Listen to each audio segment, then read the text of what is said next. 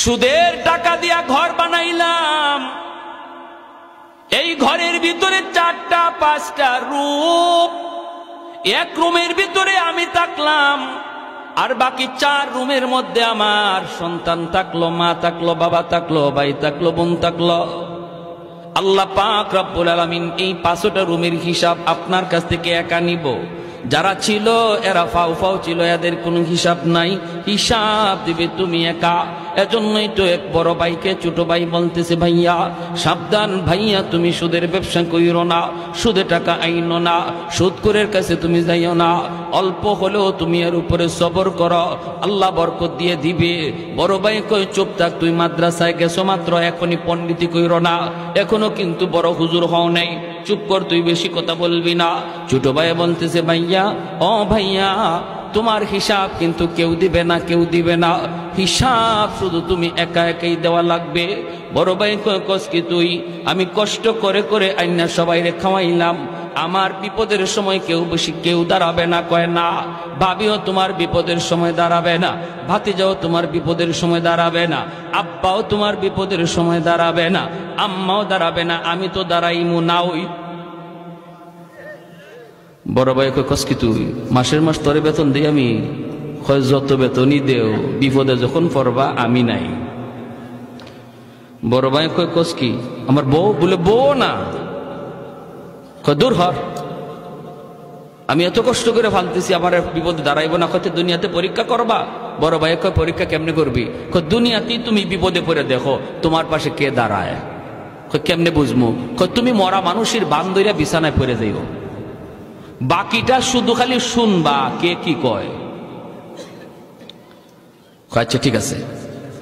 বড় ভাইরে ছোট ভাই নিয়ে যাইতেছে, বট গাছের তলে যাওয়া মাত্রই বড় ভাই পড়ে গেছে। ছোট ভাই বড় ভাইরে লাশ বানায়া বাড়িতে আইনা কান্না শুরু করছে, আব্বা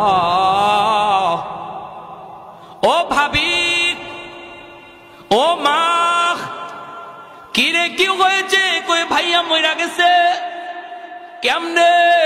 কয় জানি না জানি না, বট গাছের তলে যাওয়া মাত্রই দেখা যায় ভাইয়া মাটিতে পড়ে গেছে। ও আব্বা গো কয়ে ছোট ভাই কাঁদতেছে, বড় ভাই মরে গেছে। ভাবি আইসা স্বামীর লাশের পাশে আইসা ভাবি কাঁদতেছে, এইভাবে তার বাতি যাওয়ায় কাঁদতেছে। সবাই তো কান্দে, বাবাও কান্দে, মাও কান্দে। ওই অবস্থায় সে বলতেছে, আব্বা একটু সময় আমাকে দিবানি? কেন? কয় আমি একটু হুজুরের কাছে যাব, মুফতি সাহেবের কাছে, জিন হুজুরের কাছে যাব, যাইয়া হুজুরের কাছে একটু পানি ভরা নিয়ে আসবো। আমার মনে হয় ভাইয়ার দম আটকে আছে, এটা মনে হয় কোনো জিন্নাতের কারসাজি, কারণ বট গাছের তলে ঘটনাটা ঘটছে। আমি একটু পানি ভরা নিয়ে আসি, একটা ফু নিয়ে আসি। বাবা কইতা, বাবা তাড়াতাড়ি যা। ছোট ভাই দৌড় দিছে মাদ্রাসায়। কি আর মাদ্রাসায়, হে তো নিজেই বড় হুজুর। ঘটনা তো হেই ঘটাইছে। কিছু দূর যাইয়াই ফেরত আইছে, আব্বা ফু পায়া গেছি।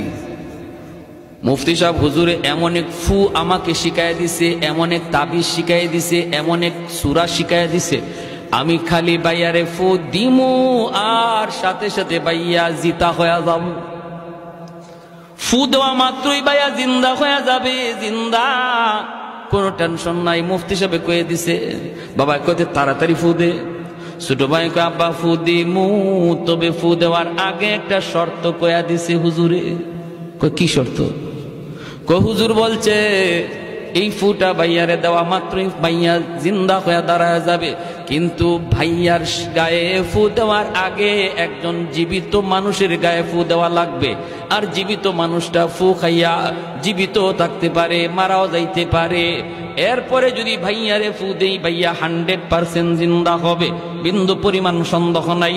ও আব্বা, আমার ভাইয়া এত কষ্ট করে সংসার চালাইল, রক্ত পানি কইরা, হালাল হারাম না বুঝা, কত কিছু কইরা তোমাদেরকে খাওয়াইতেছে, পালতেছে ভাইয়ারে জিন্দা করার জন্য। বাবা গ, তোমার শরীরে ফুটা আমি দিমুনি, তোমার গায়ে আমি ফুটা দিমুনি।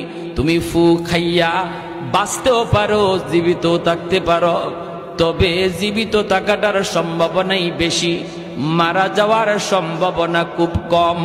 ভাইয়ারে বাঁচাইতে আব্বা তোমার গায়ে ফুটা আমি দিমুনি। এমনি বাপে কয় রাখ, এর বউরে ডাক দে, বুঝছেন অবস্থা কি কয়?